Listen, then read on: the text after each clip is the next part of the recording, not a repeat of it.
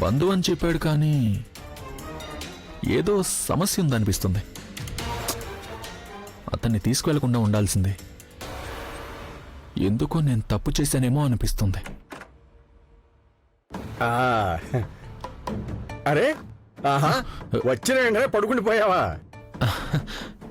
లేదు, నేను ఊరికే పడుకున్నాను. ఆహా, మేము వచ్చి ఇన్ని రోజులు అయిపోయాయి కానీ ఇంతవరకు నాతో సరిగ్గా మాట్లాడలేదు. అటువంటిదేమీ లేదు మామయ్య. నేను ఉదయాన్నే బయటికి వెళ్తున్నాను కదా. అది నిజమే. ఇక్కడ అందరూ ఉదయాన్నే లేచి పనులకు వెళ్ళిపోతారు. నీకు తెలియంది కాదు, నేను మా అల్లుడి గారిని చూసి ఎన్ని రోజులు అయిపోయాయో అది నాకే తెలీదు. నేను లేవటానికి ముందే తను వెళ్ళిపోతున్నాడు. ఎప్పుడు తిరిగి వస్తాడో దాని గురించి ఎవ్వరికి తెలియదు. ఉదయం లేచిన దగ్గర నుండి నాకొక్కడికి ఇంట్లో బోరు కొట్టేసిందేవా. అయితే మీరు కూడా ఓ పని చేయండి. ఉదయాన్నే లేచి విష్ణుతో పాటు ఫ్యాక్టరీకి వెళ్ళండి. అక్కడికి మిమ్మల్ని వెళ్ళొద్దని ఎవరూ అనరు కదా. పైగా మీకు అక్కడ కాస్త కాలక్షేపంగా కూడా ఉంటుంది. వెళ్ళొద్దని ఎవరూ అనలేదు, కానీ నేను కళ్ళు తెరవడానికి ముందే తను ఇంట్లో నుండి బయటకు వెళ్ళిపోతాడు. నేను లేవడానికి 8 గంటలు అవుతుంది, అంతకుముందు లేవలేను. అదే అసలు సమస్య. సరే, మీకు ఇంట్లో బోర్ కొట్టినప్పుడు కాసేపు మీరు అలా బయటకు వెళ్ళి రావచ్చు కదా. నీకు నిజం చెప్పమంటావా? బయటకు వెళ్ళాలని నాకు కొంచెం కూడా ఆసక్తి లేదు. బయటికి వెళదామంటే ఏవేవో ఆలోచనలు వస్తాయి. ఇక్కడ దీన్ని ఇలా చేస్తే బాగుండు, అలా చేస్తే బాగుండు అనే మాట తర్వాత ఆలోచిస్తాను. ఇంతకీ మీ అబ్బాయి ఏం చేస్తున్నాడు? ఎవరో రాజేషా? వాడు ఆటో డ్రైవర్ కదా. వాడు ఎప్పుడు ఎక్కడ తిరుగుతూ ఉంటాడో వాడికే తెలీదు.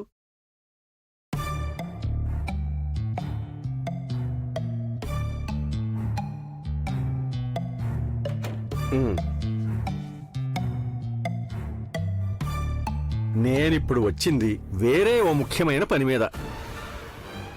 మనం ఇద్దరం ఇంతవరకు ఎప్పుడూ కూడా కలిసి కూర్చొని మాట్లాడుకోలేదు కదా. పైగా నీకు అసలు టైమే ఉండటం లేదు. అయ్యో లేదు, అటువంటిదేం లేదు మావయ్య. అది నాకు తెలుసు. నేను చెప్పేది అసలు నీకు కొంచెం కూడా అర్థం కావటం లేదు. చూడు, ఇప్పుడు దీనికంటే సుఖం ఇంకేమైనా ఉంటుందా? ఎవ్వరికీ ఏమీ తెలీదు. అయ్యో మావయ్య, నాకు ఇలాంటి అలవాటు లేదు. అలవాటు ఉండాల్సిన అవసరం లేదు. తాగితే అదే అలవాటు అవుతుంది. శరీరానికి చాలా మంచిది. ఇది ఒంట్లోకి వెళ్ళగానే ఎక్కడ లేని హుషారు వచ్చినట్టు అనిపిస్తుంది. దీనికి చాలా శక్తి ఉంది. చూడండి, నేను ఇంతవరకు ఎప్పుడు మందు తాగలేదు. ఇప్పుడు ఇంతవరకు తాగలేదా? ఇలాగైతే అసలు ఈ దేశం ఏమైపోతుంది బాబు. నీకు నేను నేర్పిస్తాను. ఈ విషయంలో నేను చాలా ఆరితేరిన వాడిని తెలుసా. మా ఊరికి వచ్చారంటే నేను ఎందులో స్పెషలిస్ట్ అని అడిగితే దీని గురించే చెప్తారు. చూడండి, నాకు అలవాటు లేదు, అందుకే నేను వద్దని చెప్తున్నాను. నా కోసం, కేవలం నా సంతోషం కోసం ఒక్క స్మాల్. నేను వద్దని చెప్తున్నాను కదా. అది మాత్రమే కాదు, మీరు ఇక్కడ కూర్చొని మందు తాగడం నాకు ఇష్టం లేదు. ఇక మీరు బయటకు వెళ్ళండి. నేను స్నానం చేసి రెస్ట్ తీసుకోవాలి. అంటే ఒక్క చుక్క కూడా తాగవా? తాగనని చెప్తున్నాను కదా. మందు వద్దని చెప్పేవాడిని మొట్టమొదటిసారిగా నిన్నే చూస్తున్నా. ఇది సాక్షాత్తు అమృతం. అమృతం. అలాంటిది దీన్ని ఎవరైనా వద్దంటారా చెప్పు? ఏం మనిషివో అర్థం కావడం లేదు.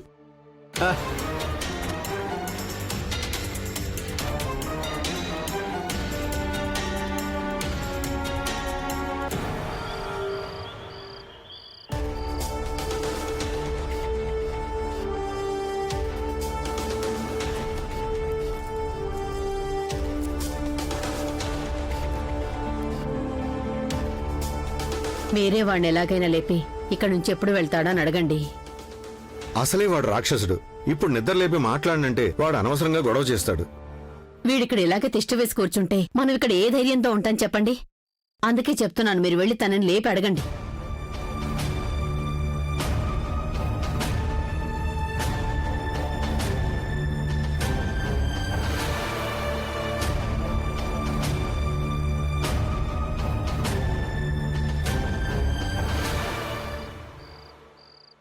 లేపండి. ఏమైంది బాబాయ్? నాతో ఏమైనా మాట్లాడాలా? నువ్వు నిద్రపోలేదా? కళ్ళు మూసుకుని పడుకుంటే నిద్రపోతున్నావు అనుకున్నాను. ఇంకా టైం ఉందిలే బాబాయ్. నిద్ర పడితే ప్రశాంతంగా ఉండేది. నీకు నిద్ర రావట్లేదు కాబట్టి నేను వేరే చోటు చూపిస్తాను. నీకు బెడ్షీట్ రెడీ చేసి పెడతాను. నాకిక్కడ ఎంతో హాయిగా ఉంది. జైల్లో సిమెంట్ నేల మీద పడుకొని ఒళ్ళంతా హోనం అయిపోయింది. ఇప్పుడిక్కడ సోఫాలో ఉన్న క్వశ్చన్ మీద పడుకునేసరికి ఎంతో హాయిగా ఉంది. నేను నిన్ను లోపలికి వెళ్ళి పడుకుంటావా అని అడిగితే నాకు ఇక్కడే బాగుందని వద్దన్నావు. పోనీ వేరే చోట ఏర్పాటు చేస్తాను అంటే అది కూడా వద్దని అంటున్నావు. మేము నీకు ఏ పని చెప్పినా సరే చేయకూడదని నిర్ణయించుకున్నాం అన్నమాట. మీరు చెప్పింది నేను వింటాం కాదు, నేను చెప్పేది వినండి.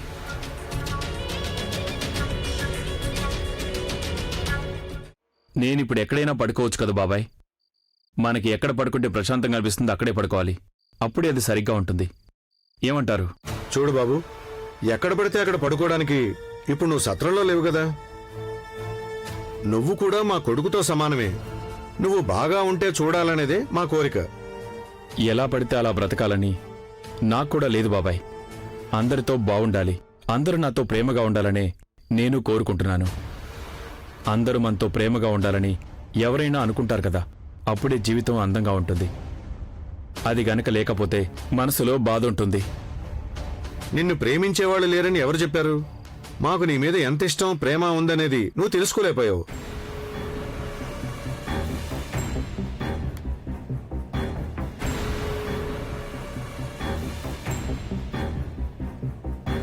నీ జీవితం ఎందుకిలా మారిపోయిందని ఎక్కువగా బాధపడేది మీ పిన్నే రాహుల్. తనను నువ్వెప్పుడూ అర్థం చేసుకోలేదు. ఇది బావుంది. ప్రేమ ఉందంటే అది చూపిస్తేనే కదా తెలుస్తుంది. నీకో నిజం చెప్పనా? వల్లికి కూడా నువ్వంటే చాలా ఇష్టం. అదే నిజం.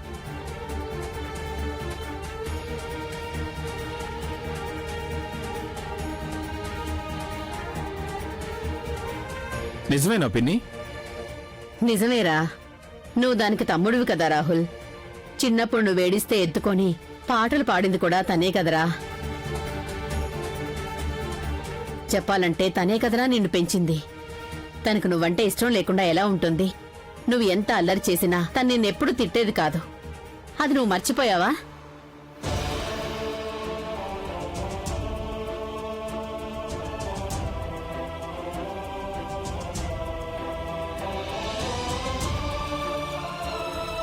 ఏదేమైనా నేను కావాలనుకున్న ఒకే పని వల్లి కాదనంది.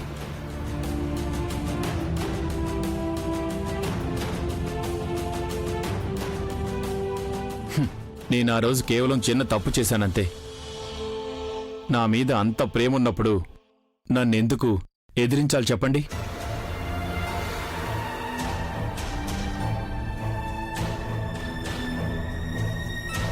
దాని అర్థం నేనంటే ఇష్టం లేదనేగా.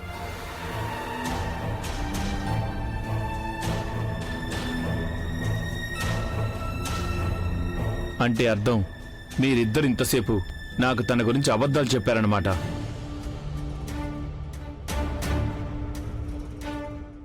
ఇంతసేపు మేము నీకు నిజమే చెప్పాము. అది నిజం అనుకోవాలో అబద్ధం అనుకోవాలో నీ ఇష్టం. సొంత బంధువులను దూరం చేసుకోవాలని ఎవరూ ఎప్పుడు చెప్పరు. జీవితంతో ఎప్పుడు ఆటలాడకూడదు. అయితే ఇక దాని గురించి చర్చ అనవసరం. ఇంతటితో ఈ చర్చ ఆపేయండి.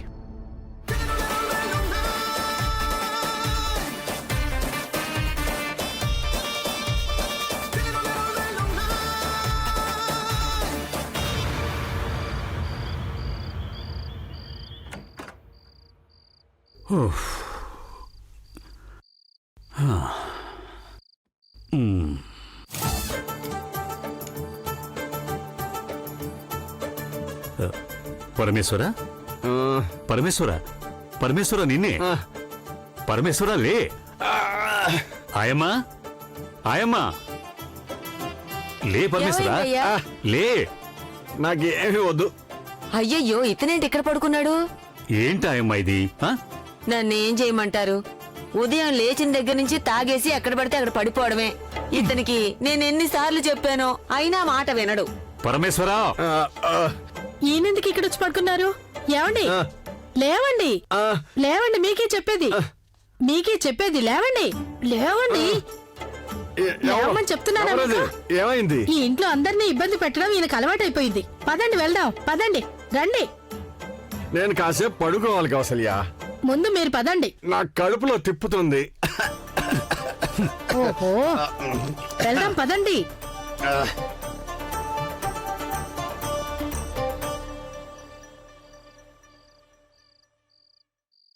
నేను బెడ్షీట్ మారుస్తాను, మీరు వెళ్ళి స్నానం చేసి రండి.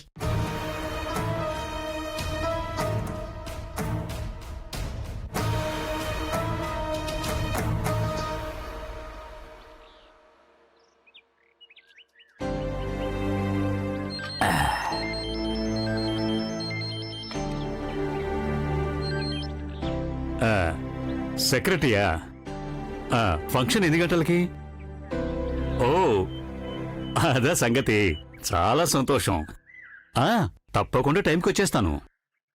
అయ్యో వద్దొద్దు, కారేమీ పంపించొద్దు. నేను నా కారులోనే వస్తాను. సరే, సంతోషం.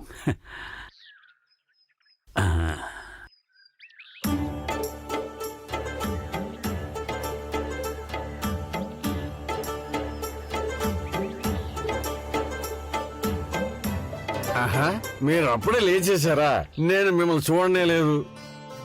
ఎలా చూస్తారు? స్పృహలో ఉంటే కదా. మీరు అన్నది నాకు అర్థం కాలేదు. ఉమ్, ఎందుకు ఇక్కడికి వచ్చి నిలబడ్డారు? లోపలికెళ్ళి పడుకోండి. ఎదురుగా ఉంటే ఒళ్ళు మండుతుంది. ఉమ్, ఉమ్. ఎందుకు ఇంకా అక్కడ నిలబడ్డారు? నిలబడటమే వల్ల కావట్లేదు, వెళ్ళి పడుకోవచ్చుగా. ఒళ్ళు తెలియకుండా తాగటం అంత అవసరమా? మీ వల్ల మిగతా వాళ్ళందరికీ కూడా ఇబ్బంది. అరే సరిగ్గా కూర్చో పరమేశ్వరా. వద్దు సార్, నేను ఇక్కడే నిలబడి ఉంటాను. కూర్చోమని చెప్తున్నానుగా. హ్మ్, అబ్బబ్బబ్బబ్బా, చాలా తలనొప్పిగా ఉంది. నొప్పికి తల పగిలిపోద్దాం అనిపిస్తుంది. అంతగా తాగమని ఎవరు చెప్పారేమిటి? ఇది నాకు ప్రతిరోజు అలవాటే లేదు సార్. తలను తీసుకెళ్లి స్కానింగ్ చేయడం మంచిదేమో అని అనుకుంటున్నాను. నీ తల తీసి ఎవరి చేతుల్లోనన్నా పెట్టండి, తీసుకెళ్లి స్కాన్ చేసి తీసుకొస్తారు. స్కాన్ తీయాలట, స్కాన్. బాగుంది. ఉదయాన్నే ఇక్కడ కూర్చుని డాన్స్ చేస్తున్నారా? ఇదిగో ఉంది, తాగండి, అప్పుడు కాస్త బాగుంటుంది. అయ్యో సార్, నేనిప్పుడే మిమ్మల్ని చూశాను. ఓహో, ఈయన నిన్న రాత్రి కాస్త ఎక్కువగా తాగారు, అందుకే ఇదంతా. కాస్త టీ తాగితే చాలు, అంతా సర్దుకుంటుంది. అక్కడ ఊళ్ళో కూడా ప్రతిరోజు ఇంతేనా? ఈ మధ్యకాలంలో చాలా ఎక్కువైపోయింది సార్. చెప్తే వింటం లేదు. వ్యాపారంలో నష్టం వచ్చిన దగ్గర నుంచి ఆ బాధను భరించలేక ఇంకేమీ చేయలేక ఎవరు చెప్పినా వినకుండా ఇలా తాగుతూనే ఉన్నారు. ఈయన తాగటానికి ఒక సాకు కావాలి. అయినా తాగుతూ కూర్చుంటే సమస్యలు తీరుతాయా? అమ్మాయికి పెళ్లి చేసి పంపించాలనే ఆలోచనే లేదు ఈయనకి. దానికోసం ఎవరు ప్రయత్నం చేయాలో వాళ్ళు చేస్తారు. రాజేష్ చూసుకుంటాడులే. ఎవరు రాజేష్? వాడు వాళ్ళ నాన్న కలిస్తే ఇద్దరూ తాగుతారు. పని పూర్తి చేసుకుని ఇంటికొచ్చాక ఇద్దరూ తాగుతారు. చాలే, దీని గురించి వివరంగా చెప్పక్కర్లేదు. ఇక్కడికి వచ్చిన తర్వాత కూడా తాగాల్సిన అవసరం ఉందా? ఇతని గురించి ఊళ్ళో వాళ్ళందరూ ఏమనుకుంటారు? చూడండి, మీకున్న స్థలాన్ని బాగు చేసుకుని కొడుకుతో సహా కష్టపడి అందరూ కలిసి పొలం పనులు చేసుకోండి. పొలం పనుల్లో నష్టమే కలుగుతుంది సార్. ఈ కాలంలో బిజినెస్ చేస్తేనే లాభం. సవ్యంగా గనక చేసుకుంటే వ్యవసాయంలో నష్టం రాదు. నీలాంటి ఏమీ తెలియని వాళ్ళు చేస్తే బిజినెస్ లో కూడా నష్టం వస్తుంది. అయినా పొలంలో 1 సంవత్సరం నష్టం వచ్చినా మీ పొలం మీకే ఉంటుందిగా. అదే బిజినెస్ లో నష్టం వస్తే అంతా పోతుంది. నిలువ నీడ కూడా లేకుండా రోడ్డు మీద పడాల్సి వస్తుంది. ఏవైనా తెలిస్తే కదా.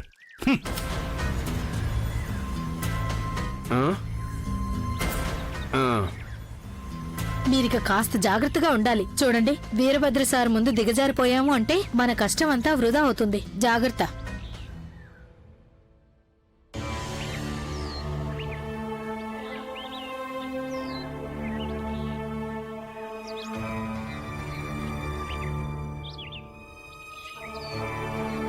మీరిక్కడ కూర్చొని ప్రశాంతంగా పేపర్ చదువుతున్నారా? ఇప్పుడు నన్ను ఏం చేయమంటావు? ఆ రాహుల్ విషయంలో మీరు ఏదో ఒకటి ఆలోచించాలి కదా. వాడి విషయంలో నేనేం ఆలోచించాలి? వాణ్ణి మీరు ఇక్కడే ఉండనిస్తారా ఏంటి? మనలో ఎవరు పిలిచి ఇక్కడ ఉండమని చెప్పలేదు కదా. వాడే మనం ఎక్కడున్నామని వెతుక్కుని వచ్చాడు. అందుకని వాడే వచ్చాడని చెప్పి వాణ్ణి భరిస్తూ ఉండాలా? తను ఇక్కడ ఉండిపోవడం అనేది నాకు కూడా ఏమాత్రం ఇష్టం లేదని నీకు కూడా తెలుసు. కానీ వాడితో వాదం చేస్తే ఏ ప్రయోజనం ఉండదు. పైగా వాడిని వెళ్ళిపోమంటే వాడు మాత్రం ఎక్కడికి వెళ్తాడు? మనం ఎక్కడుంటే అదే కదా వాడిల్లు. మీరిప్పుడు బాగానే ఉపదేశాలు ఇస్తున్నారండి. కానీ మీరిచ్చే ఉపదేశాల వల్ల వాడు మారే అవకాశమే లేదు. వాడింకా ఎంతకాలం జైల్లో ఉన్నా సరే ఎటువంటి ప్రయోజనమూ ఉండదు. కనకపు సింహాసనం మీద సునకాన్ని కూర్చోబెట్టినా సరే దాని బుద్ధి అది చూపిస్తుందండి.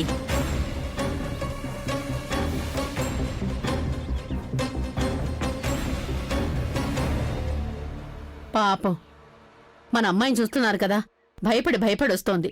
ఇంట్లో కూడా ప్రశాంతత లేకపోతే ఎలా ఉంటుంది చెప్పండి? లేచాడా లేదా? ఎక్కడా అడ్డంగా దున్నపోతులాగా పడుకున్నాడు. వాణ్ణి చూస్తుంటే అప్పుడే లేచేటట్టు కనపడడం లేదు.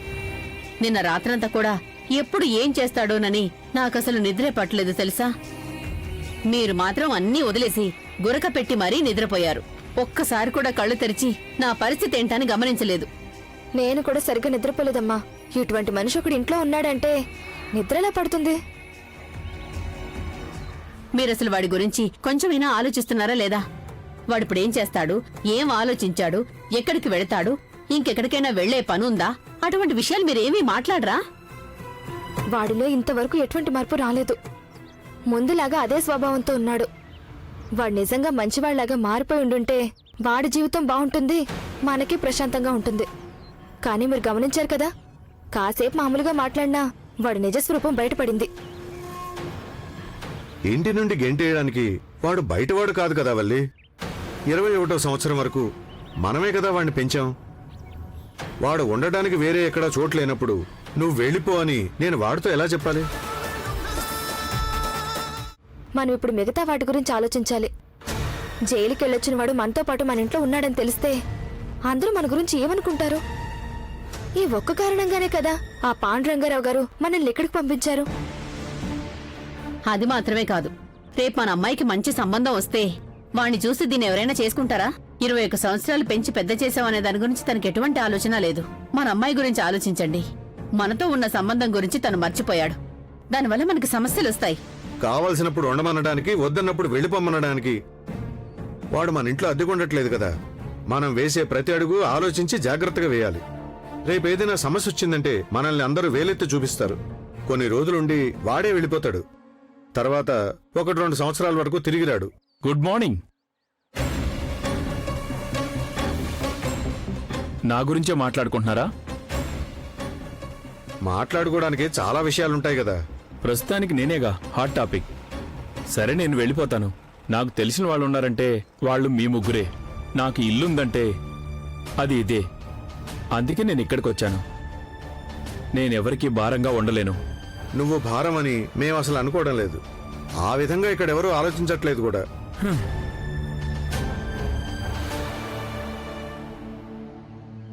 సరే పిన్ని, నా కోసం కాఫీ తెస్తావా?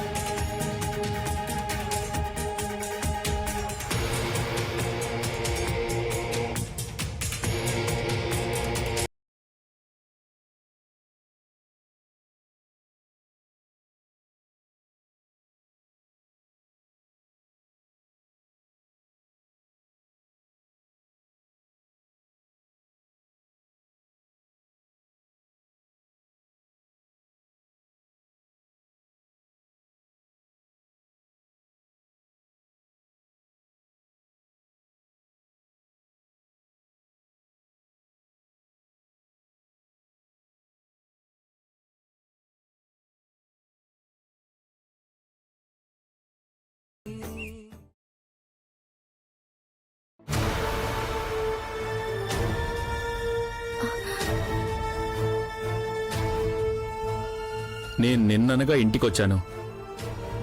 ఇంతవరకు నువ్వు ఒక్క మాట కూడా మాట్లాడలేదు. ఏంటి, నా మీద అంత కోపముందా?